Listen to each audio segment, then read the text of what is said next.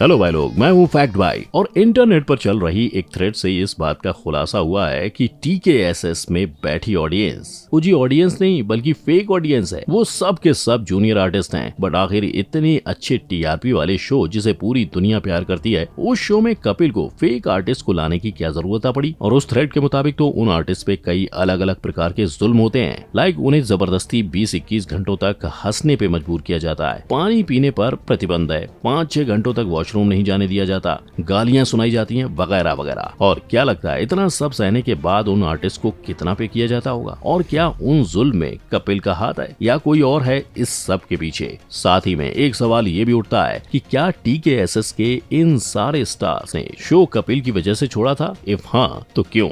आखिर कपिल पर्दे के पीछे ऐसी कौन सी काली करतूत कर रहे हैं, वो जानने के लिए लेट्स बिगिन। सो बेसिकली इस कहानी की शुरुआत होती है साल 2016 में, जब कपिल ने अपना खुद का show the Kapil Sharma show यानी TKSS की शुरुआत की थी। और जायज है, अगर कोई नई शुरुआत हुई होगी तो उतने ही उतार चढ़ाव भी आएंगे। एंड गेस व्हाट, वो आए भी। कपिल और कपिल के शो ने शो को हिट होते हुए उसका डाउनफॉल और उसको XYZ रीजंस की वजह से बंद होते हुए भी इन शॉर्ट सब देख लिया था। और जायज है, जब खुशियों के बाद गम का सामना करना पड़ेगा तब शक्ल ऐसी से ऐसी तो होगी। इनफैक्ट कपिल की ये सैडनेस बढ़ते बढ़ते इतनी बढ़ गई कि 2017-18 में वो डिप्रेशन का शिकार बन चुके थे। पर उस सब के बावजूद उन्होंने इस बात को हमेशा याद रखा एंड सब गम और आंसुओं से उभर कर उन्होंने पूरे जहां में कुछ इस तरह से खुशियां फैला दी। इनफैक्ट TKSS का मेजर हाइलाइट्स यही ऑडियंस है जिनसे कपिल बातें बातें कर शो में 4 चांद लगा देते हैं। एंड जहां एक और उनके इस ऑडियंस इंटरेक्शन की वजह से टीवी पे लोग खुश और हंसते नजर आते हैं, वहीं दूसरी ओर एक काला सच ये भी है कि टीवी के पीछे उन्हीं ऑडियंस ने इंटरनेट पर दर्द जताते हुए लिखा है कि ये पूरा शो फेक और स्क्रिप्टेड है। एंड इनफैक्ट वो खुद यानी ऑडियंस खुद भी फेक ही है।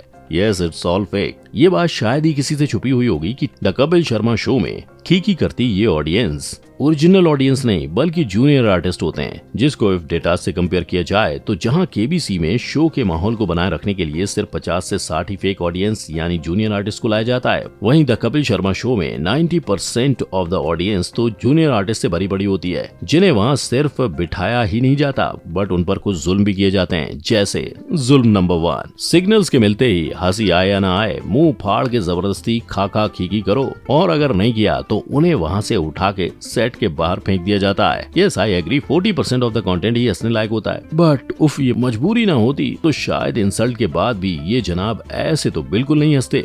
और आप तो पेट पे भी किराया देते, 3000 किराया तो इसका हाल है।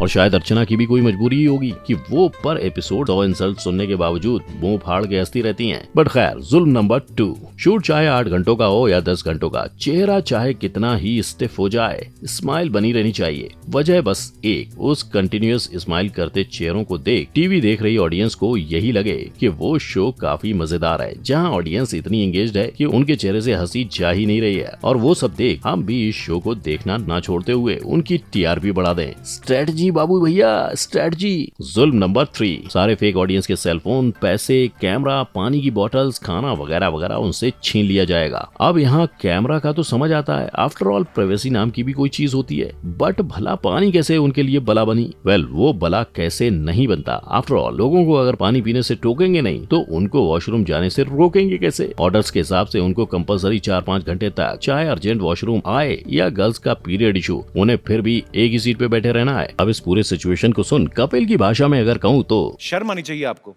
क्या ये सब उन आर्टिस्ट के साथ नाइंसाफी और क्रूरता नहीं हो रही है? तो इसके खिलाफ तो आवाज उठनी चाहिए, राइट? बट ना, आप ये आवाज द कपिल शर्मा शो में नहीं उठा सकते, क्योंकि अगर उठाया आप पे जुल्म नंबर 4 लागू हो जाएगा। यानी वहाँ इतने अब्यूजिव वर्ड्स और गालियां दी जाएंगी कि मेंटल टॉर्चर का होना तो पक्का है। बट आप इन सारे जुल्म से बच सकते थे अगर आपने सेट में एंटर करने के पहले 2 बुरे बर्ताव को क्लियर ना किया होता। यस, वहाँ आर्टिस्ट सेट के अंदर जाए उससे पहले से ही उनके साथ बुरा बर्ताव चालू कर दिया जाता है। Like if Kapil Sharma Suryavanshi special के एपिसोड की बात करूं तो वहाँ कपिल सेट पे तो हम सुबह जल्दी उठ के यहाँ पे आते हैं, हाँ। तो सबको पता रहता है कि कौन भाई साहब आने वाले। इसका मतलब जानते हो? मतलब कि ये सारी ऑडियंस ना तो this but rest of all सुबह के 4 बजे से सेट के बाहर आ खड़े थे। जी हाँ, उन्हें जल्दी बुलाया जाता है और जो लेट आता है उनको वहीं से घर का रास्ता नापने को बोल देते हैं। एंड टाइम पे आने वालों को सिलेक्शन लाइन में खड़ा कर दिया जाता है। सिलेक्शन लाइन, हाँ वही लाइन जहाँ उन आर्टिस्ट के कपड़े, हेयर स्टाइल, लुक्स वगैरह वगैरह से उन्हें जज किया जाएगा। एंड देखेंगे द कपिल शर्मा शो के फेक ऑडियंस बनने के लायक हैं भी या नहीं। जो नहीं होते उनका वहीं पे हो जाता है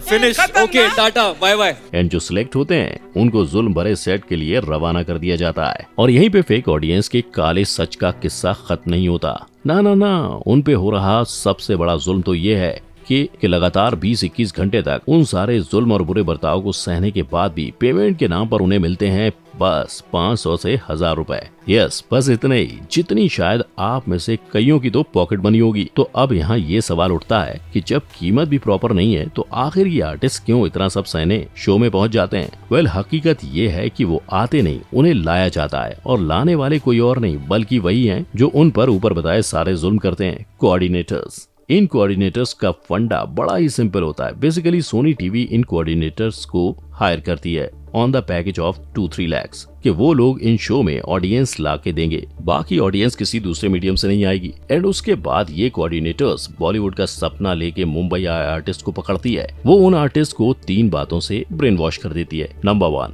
उन शोज को अटेंड कर वो एक्टिंग क्लासेस को लाइव सीख पाएंगे कि कैसे जबरदस्ती किसी इमोशन को फील एंड परफॉर्म किया जाता है। नंबर 2, स्टार्स को लाइव देख के वो सीख पाएंगे उनसे। नंबर 3, पैसे हाथ आए या ना आए वो सेलिब्रिटीज को लाइव देख पाएंगे। फिर तो क्या है, मछली फंस गई उन कोऑर्डिनेटर्स के जाल में और कम पैसे में ही जुल्मों का तमाशा शुरू। बट यस, ऐसा भी नहीं है कि इस जुल्म के खेल में सबको कम कीमत दी जाती है। कुछ हुस्न परी और कुछ हुस्न परे ऐसे भी हैं जो ये सारे जुल्म सहते हैं बट विद एक्स्ट्रा पे एंड एक्स्ट्रा मेकअप। सरल भाषा में वो वीआईपी फेक ऑडियंस है जिनका काम है सेट पे आना, मेकअप का लपेटा मुंह पे मारना, कपिल को सवाल पूछना, सेलिब्रिटीज के साथ नाचना गाना और बस सिद्धू और अर्चना के पीछे हुस्न परी और परे के जैसे मुंह फाड़ के बैठे रहना। उस सब का मिला के उनको दिए जाते हैं 1500 से 2000 रुपए। अब यहाँ उठता है सबसे मुख्य प्रश्न कि क्या इन सब में सिर्फ चैनल और कोऑर्डिनेटर्स का ही हाथ है या कपिल भी इन सब में शामिल है? वेल, वहाँ गए आर्टिस्ट का तो कहना है कि Kapil is not involve as उस बंदे को तो मालूम ही नहीं है कि वहाँ चल क्या रहा है या कोऑर्डिनेटर्स उनके साथ कैसा बर्ताव करते हैं। तो वहीं एक आर्टिस्ट ने इस बात का खुलासा किया था कि जब कपिल को पता चला कि कोऑर्डिनेटर्स ने उनके 2 फैंस को सेट पे नहीं आने दिया था तो कपिल ने उन दोनों फैंस को अपने वैनिटी वैन में बुलवाया था मिलने के लिए। एंड कई सारे आर्टिस्ट का कहना है कि कपिल अक्सर सेट पे आके सिद्धू के पैर छूते थे, जो कहीं न कहीं ये दर्शाता है